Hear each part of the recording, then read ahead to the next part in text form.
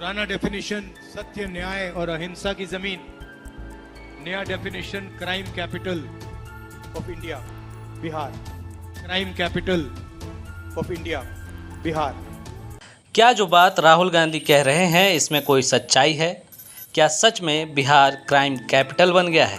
इस सवाल का जवाब जानना इसलिए ज़रूरी है क्योंकि एक बार फिर पूरे बिहार की छवि को ही क्राइम के पर्याय के रूप में गढ़ने की कोशिश की गई है और ऐसा कांग्रेस पार्टी के राजकुमार ने किया है, और वो भी बस राजनीतिक लाभ के लिए। नमस्कार, आप ओनली बिहार देख रहे हैं। अगर आपको हमारे वीडियोस पसंद आ रहे हैं तो हमें लाइक और सब्सक्राइब करें और कमेंट बॉक्स में अपनी राय जरूर दें।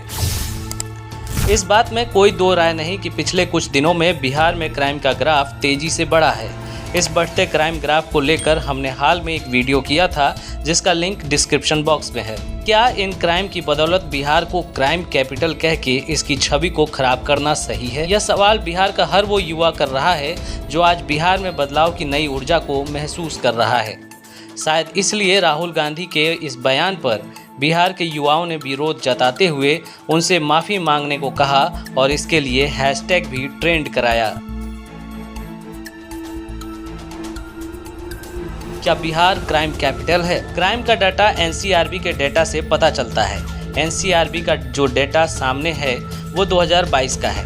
इस डेटा के हिसाब से 2022 में आंकड़ों के अनुसार बिहार में अपराध दर 277.1 प्रति लाख की आबादी पर। एनसीआरबी के अनुसार 2022 में बिहार में 2930 हत्या के मामले और हत्या का अपराध दर 2.3 है और इन मामलों में चार्जशीट का दर 92.2 है। बिहार में हत्या दर कई राज्यों से कम है और इन मामलों में चार्जशीट रेट कई राज्यों से ज़्यादा है। किडनैपिंग के मामले की बात करें तो 2022 में यह 11,822 थे और इसका दर 9.4 था। इस किडनैपिंग दर के मामले में असम, एमपी, ओडिशा जैसे राज्य बिहार से कई आगे हैं। महिलाओं के प्रति अपराध की बात करें तो यह 2,222 है और क्राइम दर 35.5 है, जो कि कई राज्यों से कम है। 2022 में पतियों द्वारा महिलाओं पर बर्बरता के मामले 1650 थे, जिसका दर 3.1 है, जो कई राज्यों से कम है। कुल 10,190 लड़कियों और महिलाओं का अपहरण हुआ है और इस अपराध का दर भी बिहार में असम, हरियाणा, एमपी और ओडिशा से कम है। रेप के मामले भी 881 थे और दर 1.5, और इस मामले में बिहार, असम, छत्तीसगढ़, हरियाणा, झारखंड, एमपी, महाराष्ट्र, उड़ीसा, राजस्थान, बंगाल और दिल्ली से पीछे है। ये देश के कई बड़े शहरों की लिस्ट है। यहाँ रेप के मामले आप देख सकते हैं। यहाँ आप बच्चों के अगेंस्ट क्राइम 2020 से 2022 का डेटा देख रहे हैं, जिसका 2022 में बिहार में दर 17.1 है और बाकी राज्यों में क्या हाल है वो आप खुद देखिए। यहाँ 2020 से 2022 तक देश के अलग अलग राज्यों में कुल अपराध के मामलों और उसके दर का आंकड़ा दिया हुआ है। इसमें बताया गया है कि बिहार में 2022 में 3,47,835 मामले हुए और क्राइम दर 277.1 रहा। वहीं चार्जशीट का दर 82.5 है। क्राइम रेट के मामले में केरल सबसे टॉप पर है, ना कि बिहार। और भी कई राज्य बिहार से कई पायदान टॉप पर हैं। बिहार में क्राइम है, लेकिन इसे क्राइम कैपिटल कहना गलत। क्राइम किसी भी सभ्य समाज का हिस्सा होता है। इस पर अंकुश लगाने के निरंतर प्रयास होते रहते हैं और होने भी चाहिए।